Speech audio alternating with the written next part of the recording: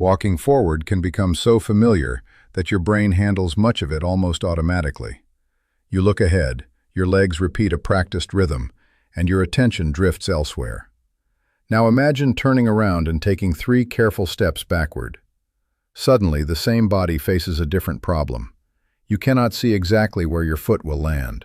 Your usual heel-to-toe pattern changes. Your balance system becomes more alert. Your brain must slow down, predict, correct, and coordinate each step. That is why backward walking can challenge the brain more than ordinary forward walking.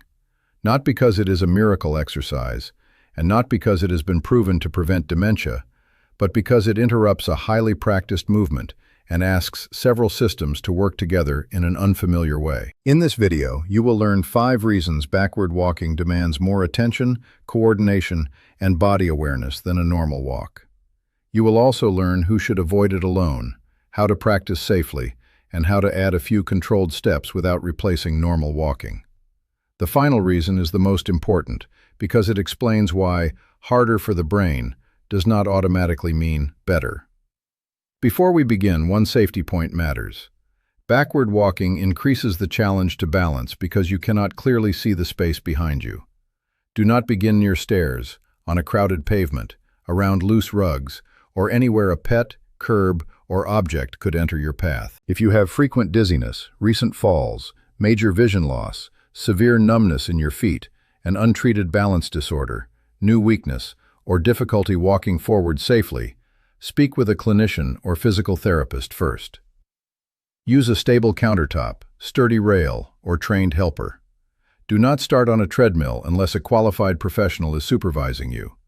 This movement is a challenge, not a test of courage. To understand why it feels different, picture your brain as the control room of a busy railway. During forward walking, your eyes scan the path. Your inner ear reports the position and motion of your head. Sensors in your muscles, joints, and feet report where your limbs are. Your brain combines those signals and sends rapid instructions to keep you moving. The medical term for that body position sense is proprioception. In plain language, it is your internal map of where your body is, even when you are not looking directly at it. Forward walking still requires brain activity. You still adjust to slopes, people, and changes in speed. But after decades of practice, the basic pattern becomes efficient. Much of the sequence can run with less conscious supervision. Backward walking removes some of that efficiency. It is like asking the railway control room to reverse several trains while part of the track is hidden. That creates the first major challenge. Reason number 1. Backward walking pulls movement out of autopilot. Think about the last time you crossed a familiar room. You may have done it while thinking about something unrelated. Your feet knew the route. You did not consciously plan every ankle movement. Now take one backward step while standing near a secure support. Most people immediately become more deliberate. They shorten the step. They search for the floor with the front of the foot. They tighten the trunk. They pay attention. That change is called reduced automaticity. Automaticity is the ability to perform a familiar skill with relatively little conscious control. It frees mental resources so you can read a sign or speak to a friend. But when you reverse direction, the brain cannot rely as heavily on its usual program. It must monitor the sequence more closely. Brain imaging studies using functional near-infrared spectroscopy, or FNIRS, have found differences in cortical activity during more complex walking tasks. Research comparing forward and backward walking suggests reverse movement can increase demands on areas involved in sensory motor control. These studies do not prove that a few backward steps improve memory or prevent cognitive decline. They show that the task is different and often more demanding.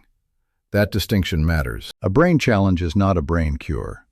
Learning a dance or navigating an unfamiliar place also challenges the brain. Whether a challenge produces lasting benefit depends on the training, the person, and the quality of the evidence. The practical takeaway is simple. Novelty can make movement more mentally engaging. You do not need speed.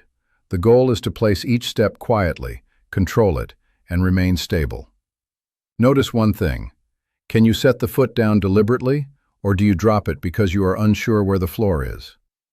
That observation leads to the second challenge. Reason number 2. It forces the brain to rely more heavily on its internal body map. When you walk forward, vision gives advance information. You see the floor, estimate distance, and choose where to place your foot. Your eyes act like headlights, illuminating the route. Backward walking dims those headlights. You may glance over your shoulder, but you cannot continuously see both feet and the path behind you. The brain must depend more on proprioception, touch, pressure, and balance signals. It has to estimate where the moving leg is and when the foot has contacted the floor. Imagine reaching for a light switch in a dark room. You know roughly where it is, but your hand moves more slowly, and tiny corrections become important. Backward walking creates a similar problem for the legs. The soles of the feet report pressure. The ankles report their angle. The knees and hips report position. The inner ear detects head movement. The brain combines this information into a moment-by-moment estimate of where you are. With age, some people experience changes in vision, sensation, joint mobility, muscle strength, reaction time, or vestibular function. The vestibular system is the inner ear's balance system. Several small changes together can make unfamiliar movement hard. This is why backward walking can reveal difficulty that forward walking does not make obvious. Researchers have studied backward walking speed as a possible measure of dynamic balance and mobility in older adults. It is not a diagnosis, and a slow backward pace does not mean something is wrong with your brain. It simply places greater demands on safe movement systems. Here is an important distinction. Feeling cautious during your first attempts is expected. Feeling that the room is spinning, losing sensation in one foot, developing sudden weakness, or repeatedly falling toward one side is not something to train through. Stop and seek appropriate evaluation, especially when a symptom is new or sudden. For a safer start, lightly touch a stable surface and shift your weight backward without stepping. Then return to the center. This lets you notice how your ankles, hips, and trunk respond before you add movement. The next reason goes beyond sensing the body. Your brain must also suppress a pattern it has practiced for a lifetime. Reason number 3, it asks the brain to inhibit one pattern and build another. Forward walking usually begins with the heel contacting the ground, followed by the foot rolling toward the toes. Backward walking commonly reverses important parts of that sequence. The toes or forefoot reach toward the floor first, the step stays shorter, and the muscles control the body in a different order. The pattern varies with speed, health, and footwear. Do not force perfect technique. It is that the nervous system must reorganize a familiar action. Think of writing your name with your non-dominant hand. You understand the letters, but the motor program feels clumsy. You slow down. Movements that normally flow become separate decisions. Backward walking creates a similar disruption for gait. The brain must inhibit or hold back the usual forward pattern while selecting a less familiar sequence. Inhibition is part of executive function, which includes planning, attention, switching, and response control. This does not make backward walking a complete executive function workout. It means the movement contains an executive component that steady forward walking may require less intensely in a predictable setting. You can feel the difference without taking an unsupported step. Stand with both hands near a counter. Move one foot backward a few inches. Let the front of the foot touch, transfer a small amount of weight, and bring the foot back. Alternate sides. At first, the sequence may feel fragmented. Reach, touch, shift, return.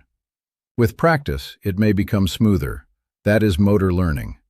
The nervous system becomes more efficient at organizing the task. But there is a trap. As the movement becomes familiar, people often try to make it harder too quickly.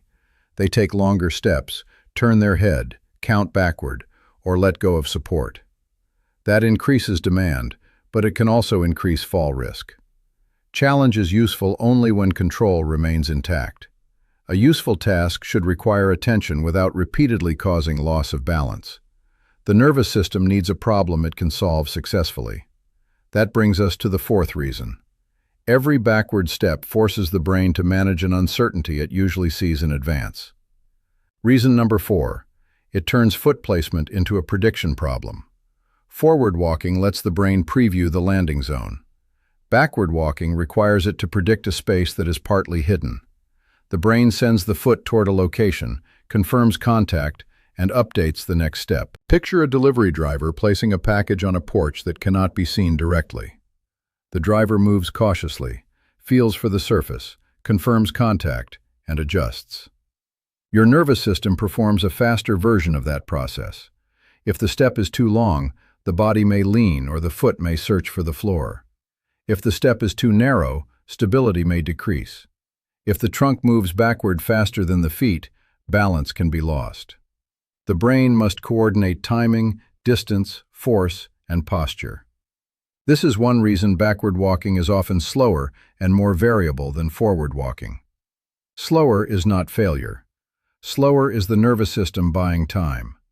The skill matters beyond exercise. Daily life includes stepping away from a sink, backing toward a chair, opening a heavy door, moving around another person, or taking a step backward when surprised.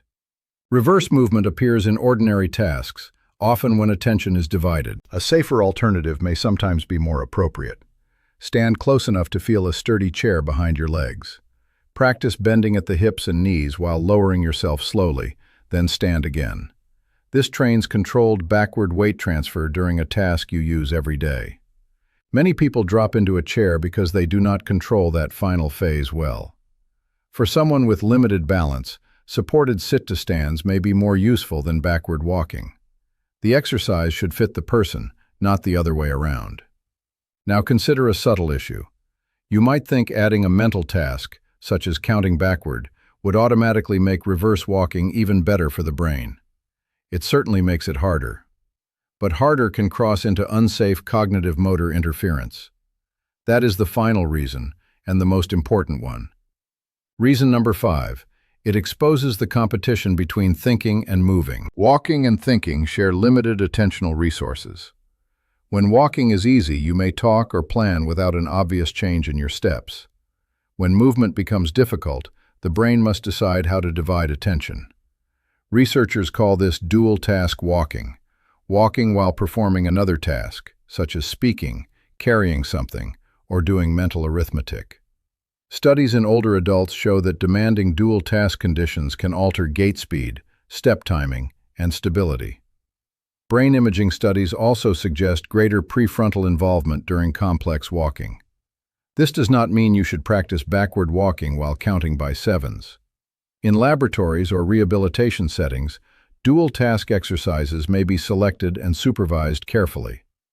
At home, combining an unfamiliar direction, reduced visibility, balance demands, and mental distraction may create more risk than benefit. The lesson is not add as many challenges as possible. The lesson is that movement can reveal how attention and balance interact. Imagine a healthy 68-year-old who walks comfortably for 30 minutes each morning. She chats with a neighbor and rarely thinks about her steps. She assumes that regular walking trains every aspect of balance. Then she tries 3 backward steps beside a secure rail. Her steps become short and uneven. When her neighbor asks a question, she stops moving before answering. That pause may be a smart strategy. Her nervous system recognizes that the movement needs full attention, so it completes one task at a time. Now imagine someone who continues talking, turns the head, crosses the feet, and nearly falls. The added mental challenge did not create a better exercise. It overwhelmed the movement. This is the central payoff. A task challenges the brain effectively when it requires attention, prediction, and correction while remaining safe enough to practice successfully. More difficulty is not always more benefit. So, should you replace your normal walk with backward walking? No. Forward walking provides sustained aerobic activity, supports endurance, and helps maintain mobility. Backward walking is better viewed as a small coordination or balance drill, not a substitute for a brisk walk, strength training, or professionally designed balance work. Guidance for older adults emphasizes aerobic activity, muscle strengthening, and balance-oriented movement. No single exercise supplies everything. Your weekly routine is more like a balanced meal than a magic ingredient. If you already walk safely, a few backward steps may add novelty. If you do not, Safer ways to challenge similar systems include supported weight shifts, controlled sit-to-stands, sidestepping with support, Tai Chi, or a balance program designed by a physical therapist. The right challenge is the one you can repeat safely. Here is a 4-step action plan. Step 1. Check the environment and your risk. Choose a clear, flat, well-lit space with stable support. Wear secure footwear. Remove rugs, cords, pets, and loose objects. Do not practice near stairs or traffic. If you have a history of falls, significant neuropathy, dizziness, fainting, recent surgery, or a neurological condition, ask a qualified professional whether this movement is appropriate. Step 2. Begin with backward weight shifts, not backward walking. Stand tall with both hands close to a counter. Keep your knees soft. Shift a small amount of weight toward your heels, then return to center. Do not lean your whole body like a falling tree. Let the ankles and hips make a controlled adjustment. Perform only a few slow repetitions. The purpose is to notice balance, not to become tired. Step 3. Add short, quiet steps while maintaining support. Move one foot backward a few inches. Touch the front of the foot down gently. Transfer only as much weight as you can control. Bring the foot back and alternate sides. When that feels steady, take 2 or 3 consecutive steps along a counter or rail. Keep the steps short and the path clear. Stop before concentration fades.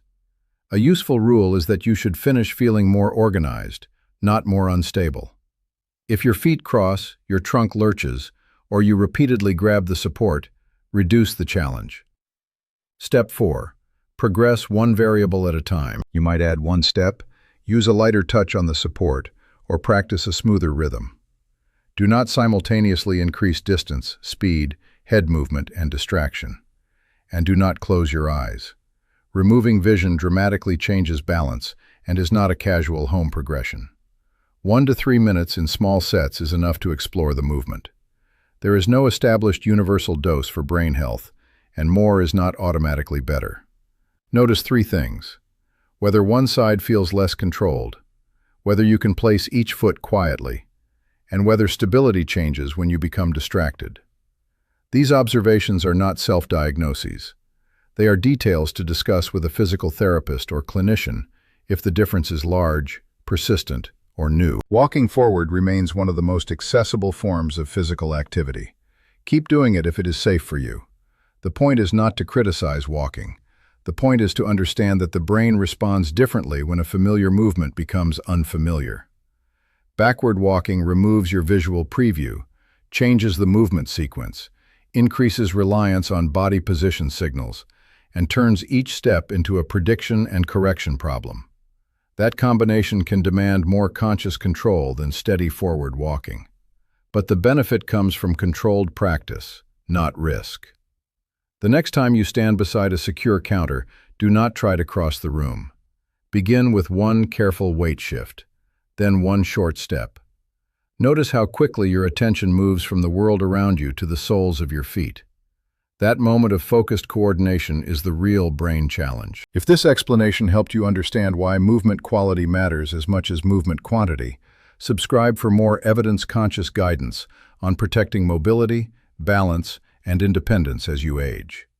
In the comments, tell us which feels more challenging: stepping backward, stepping sideways, or standing slowly from a chair. Your brain does not need reckless difficulty. It needs safe problems worth solving.